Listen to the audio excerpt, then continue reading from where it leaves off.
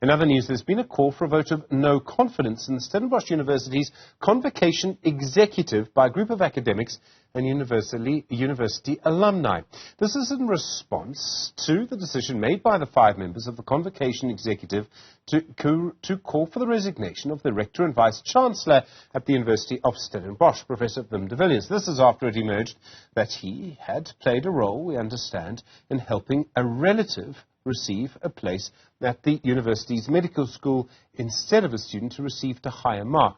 Louise van Rhyn is a member of the Stellenbosch University Convocation. Dr. van Rhyn, good afternoon to you, and thank you very much indeed for your time. Why do you want the Stellenbosch Convocation executive, those 5 members, why do you want them to be removed? So thank you, Stephen, for this opportunity. I think we need to go back a little bit in history because this didn't start with the recent developments at Stellenbosch. This process has started in March already, when Leon Schreiber, who is the convocation selected member of the council, started to tweet about his intention to table a vote of no confidence at the upcoming council meeting. And he was doing that in the name of the convocation, and as members of the convocation, we had not been engaged with at all. So we wrote to Leon Schreiber in April, early April, because before all of the nepotism issues came to light, and we asked for a conversation. We said we didn't think it's okay for him to do this via the media, that we wanted to have a conversation with him and with the executive about how we are going about handling concerns. We didn't get any response from Dr. Schreiber, and we got a promise that we will be engaged with by the executive, but then nothing happened, and they went ahead and put that vote of no confidence on the table after their meeting on 14th of April. And that was not what we had asked for, and we feel that they were acting without engaging their key stakeholders, the members of the convocation. Okay. It seems, as an outsider, I don't know what's going on at Stellenbosch, but it seems everyone wants to eat each other at the moment. So, Dr. van Rhyn, let me sort of go through this step by step. Do you want, as yourself, the people who are currently the 5 members of the Convocation Executive Committee to be removed, or do you want them to stay? I want 4 of them to be removed. Okay. Why?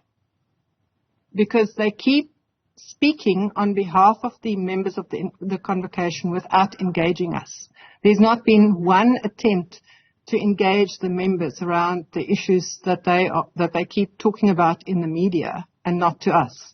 Have they said that they've been speaking for the convocation, or have they said they've been speaking for the convocation executive? They are there to serve the members of the convocation. So that means that they have to engage us. The statutes require them to engage with the members when there are issues on the table, and they haven't done that. It's like President Cyril Ramaphosa can't speak as Cyril Ramaphosa. He's always the president. No, this is a particular statutory body that's been set up to represent the views of the members of the convocation, and we are not being engaged with. We are not asked for our input. Okay. So then your call for... So never mind the de Villiers issue and the nepotism claims against him. Is that to one side, or is that one of the reasons why you want the convocation executive to step down, or those 4 members to be removed? That's not the issue here. The issue is that if they're going to serve us as members, then they need to engage with us. And they haven't been doing that. And we've been watching from the sidelines how Leon Schreiber keeps using Stellenbosch to score political points. And we've been watching from the sidelines how Jan Hiernes keeps making, is in a constant argument with the university rather than in collaboration and in partnership. We agree that there are issues to be resolved, but not through the media. There are other structures. It seems to me, and I'm sitting very far away from Stellenbosch, I'm sitting in a studio in Randburg in Johannesburg, Dr. van Rhyn, I don't think I've ever been to the campus. There seem to be 2 different things happening. On the one side, you've got a group of people, and this sort of exploded into the media. I hear what you say, you don't want it in the media, but here we are. It sort of exploded into the media with the nepotism claims. I think one of the reasons for that is that it's easy to understand, and in the media we're quite simple people. We like things that are easy to understand. On the other side, you've got what seems to me to be an argument about a transformation, that, as I understand the claim, and maybe it's quite subtle, but I think the inference we're supposed to draw is that certain members of the convocation executive are maybe trying to stop transformation. Maybe I've got the wrong end of the stick, but that's the sense. Is that right? I mean, because, again, sitting in Randburg, it really does look like people at Stellenbosch are trying to eat each other at the moment. And that's exactly the point, Stephen. That's why we wrote to Leon Schreiber and said, please can we have a conversation, because this is not it's not the place to go into the wide world and be argumentative with each other. We have structures and processes to be in conversation with each other.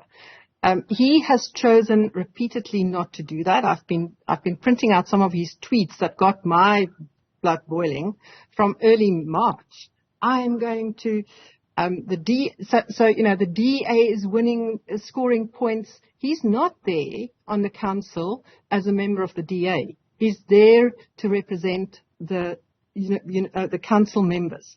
But anyway, so he keeps making these points, scoring the points around the DA and what the DA is doing and what he's doing as a member of the DA on the council. And I'm not comfortable with him doing that in my name, which is why we reached out to him and said, please, can we have a conversation?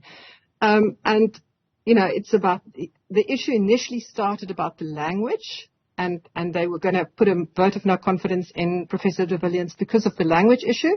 And then when the nepotism issues came to light, they immediately switched course and started to have the argument in the media about the nepotism claim, instead of talking with their members and having a conversation around what is it that how do we feel about it?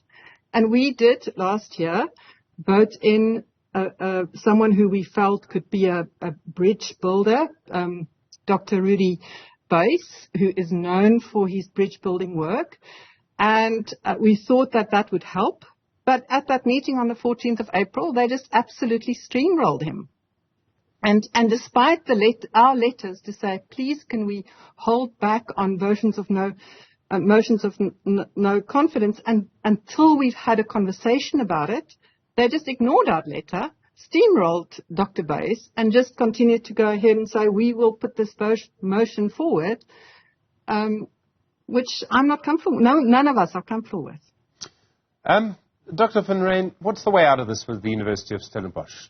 Do we need to... The way out, I mean, how does this get resolved peacefully? So peacefully. The peaceful resolution is we are following the process. The process is that when members of the convocation are not comfortable with what's happening, they can request a special meeting, which is what we've done.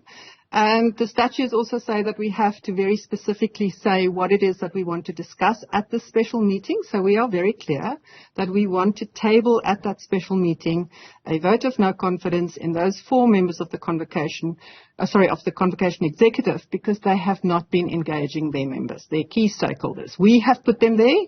And so we are now saying you are not acting in our best interest or in the best interest of the university. And therefore it is time for change. Dr. Louise van Rhyn, thank you, a member of the Stellenbosch University Convocation.